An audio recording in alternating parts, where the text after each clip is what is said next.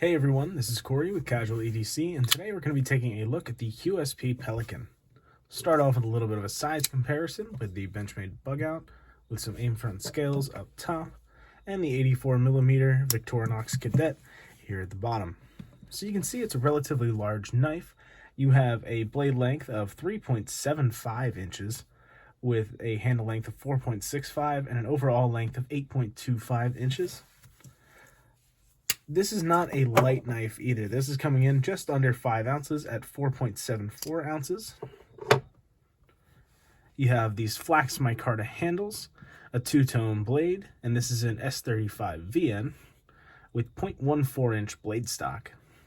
This is a liner lock, and it's sporting that same gold anodized clip that the QSP Locust had in my last video.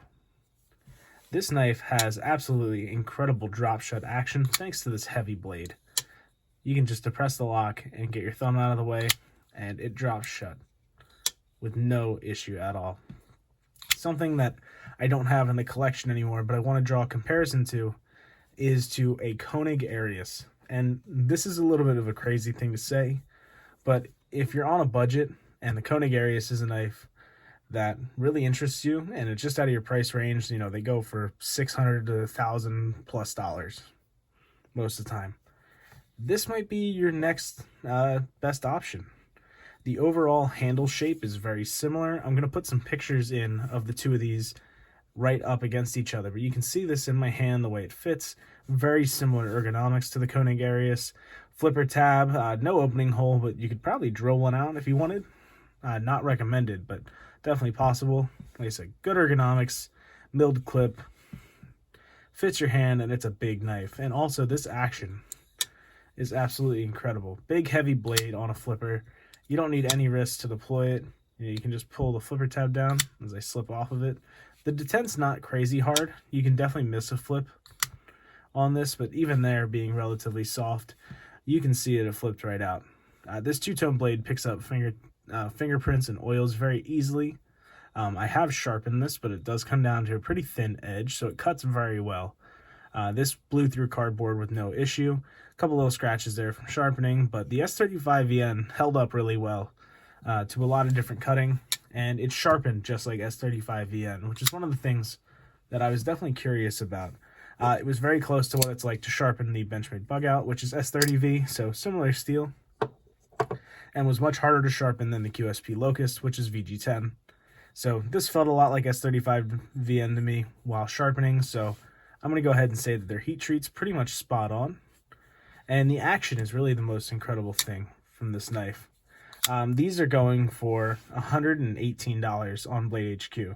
There's a bunch of different variants. You can get one with an all satin blade with black micarta scales, or a two-tone blade, but the opposite, where this area is black and this area is satin with the black micarta. Otherwise, you have this option with the flax micarta. I really think that QSP does a really nice job with these knives, kind of in this mid-range. The budget knives they do are excellent as well, and just over $100 is a really great price for S35 VN, micarta, titanium pocket clip, and the action you're getting on this. This is addictive, this action. I've sat here for, minutes, hours, you name it, just letting that thing drop shut. I did the same thing with my Koenig Arius, and I'll do it with this too. You can see there, there's enough blade sticking out that I can middle flick it. No real issue. You can use your thumb too, if you really wanted. Just push into the blade. But this is a flipper. It's meant to be flipped, and it's got good flipping action. Drops right shut under its own weight. So you can see here, there's no wrist involved. And if I just pull this up, it's going to want to fall shut. So, really nice heavy blade that is plenty thick to do some good work, and it's got incredible action because of that heavy blade as well. So this is a great knife. If you have $118 and maybe you want something a little more toughly built, you have good steel liners on this. The micarta is nice and thick. It does have some pocketing in there to help reduce the weight, which I hope you can see down on this side. You can see some micarta there and there and there. Liner lock has good lockup. which I hope you can see because the blade tang's dark, but nice early lockup, nothing too crazy there. It's just really good. It's really good for the price. And this is a knife I could recommend all day long. I definitely think I'd prefer the black micarta with the satin blade, just because two-tone blades aren't really my thing. But this is just fantastic. I can overlook the aesthetics for this action and just the overall blade. It had a really good factory edge. My edge was just to see if it would cut a little better thinned out, and yeah, it definitely did, but any knife really would. You have a nice Wharncliffe blade here too, which is super utilitarian. I know I didn't talk about that yet, but this is really easy to get up there at the tip and do detailed work, and you can also really dig into things with this. With this straight edge, it works really well.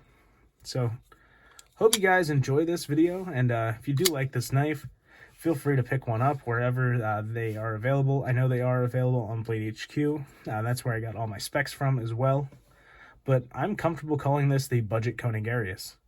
And once again, if I didn't leave enough time while I was talking to flash pictures, I will do that again now. And hopefully you can see the similarities, especially in the handle. That's the biggest thing.